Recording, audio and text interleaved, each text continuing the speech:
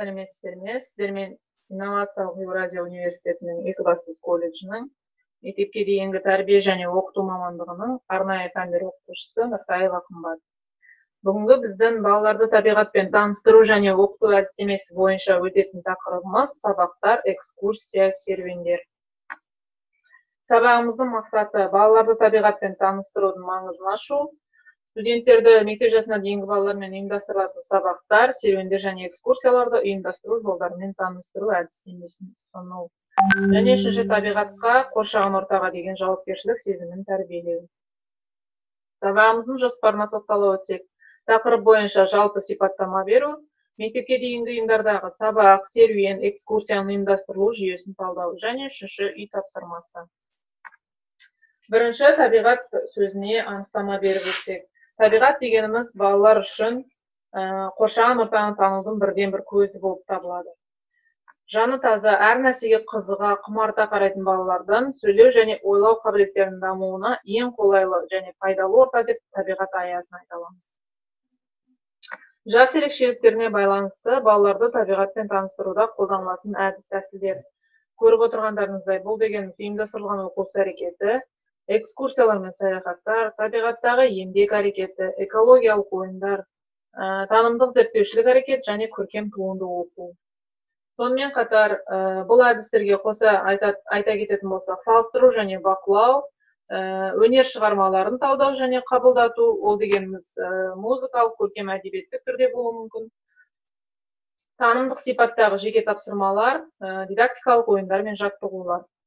Табиғатты таныстырудың әрекеттері, яғни бірнеше әрекет түрін көрсететін болсақ, ол бізде серуен, ойын, еңбек және тәжірибе эксперимент. Енді бірінші тақырып бойынша тоқталып өтсек, сабақтар. Сабақтарда тәрбиеші балаларға жаңа мәлімет хабарлап қана қоймай, онымен бірге олардағы бұрыннан бар білімдерді нақтылайды және бекітеді.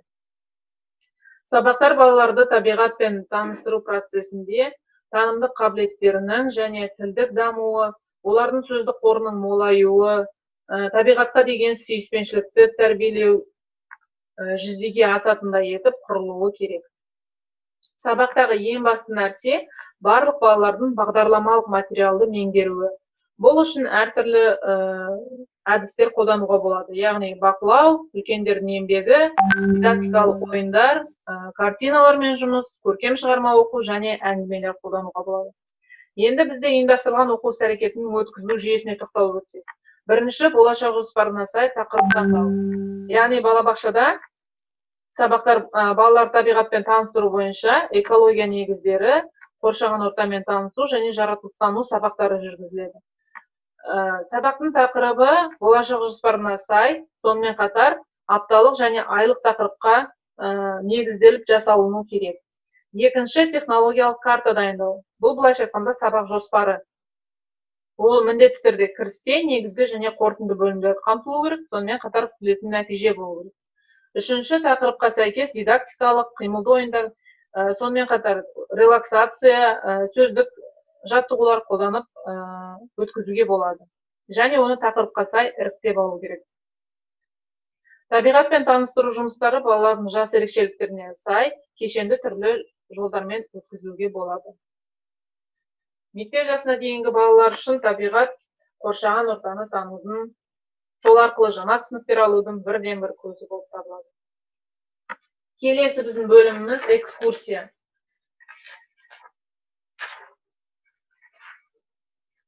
Экскурсияда белгілі бір программалық мазмұн болады.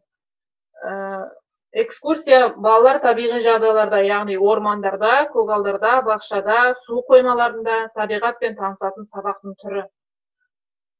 Экскурсиялар сабаққа арналып бөлінген сағаттарда жасалынады. Экскурсиялардың тәрбиелік білімдік маңызы өте зор, өйткені олар туған табиғатқа деген ықыласты арттырады, эстетикалық сезімдерін тәрбиелеуге мүмкіндік береді. Ормандағы таза ауада немесе көгалдағы хош иісті гүлдердің арасында болу, қимыл қозғалыс және қуанышқа бөлену, бұл балалардың денесінің дамуына игі әсер етеді. Экскурсия жасайтын жерді таңдап алу, оның міндеттеріне, балалардың жас ерекшеліктеріне байланысты болады. Балалар бақшасында көбіне ортаңғы, ересек және мектепке даярлық топтарымен экскурсиялар көбіне өткізіледі. Ал кіші топтармен жылдың тек екінші жартысынан бастап мектеп жасына дейінгі балалар мекемелеріндегі жер учаскелерінің табиғатын бақылау, паркке аз уақытқа экскурсия жасау ұсынылады. Бұл жерде де орынды балалардың жас ерекшеліктерін және басты мақсатты анықтап алған жөн. Келесі біздің тақырып бойынша серуен. Серуен дегеніміз, яғни балаларды табиғатпен таныстыру бойынша өткізілетін сабақтың түрі. Серуен кезінде балаларда шынайы табиғат құбылыстарын, маусымдық өзгерістерді бақылай алуға, табиғаттағы өзгерістерді байқауға үйретуге болады. Тақырыптық серуендер балалардың зейінін қаратады, тәрбиешінің басшылығымен бақылаулар, табиғат бұрышына қажетті материалдарды жинауға мүмкіндік береді. Сонымен қатар серуен кезінде бақылаулар, қимылды ойындар, сұрақ жауап, еңбек әрекеті, еркін әрекет ұйымдастыруға болады. Тақырыптық серуендер балалардың зейінін ашады. Сонымен қатар аталып кеткен әдістерге қоса балалармен ойыншық жануарлар мен өсімдіктерді пайдаланып сахналауды жүргізуге, арнайы ұйымдастырылған бақылаулар, әңгімелер, практикалық тәжірибелер жүргізуге болады. Сонымен қатар экологиялық ертегілер ойлап табуға болады. Келесі бізде дидактикалық ойындар қайдан не істеуге болады. Бұл ойынды балалармен серуен уақытында да өткізе беруге болады. Яғни балалардың серуен кезінде балалар тапсырманың қиындығына қарай кез келген тілдік мақсаттарды шеше алады. Яғни жаңағы сұрақтар күзде далада не істеуге болады, күзде үйде не істеуге болады. Бұл жерде кез келген жыл мезгілін немесе бақылауға алынған тақырыпты алуға болады.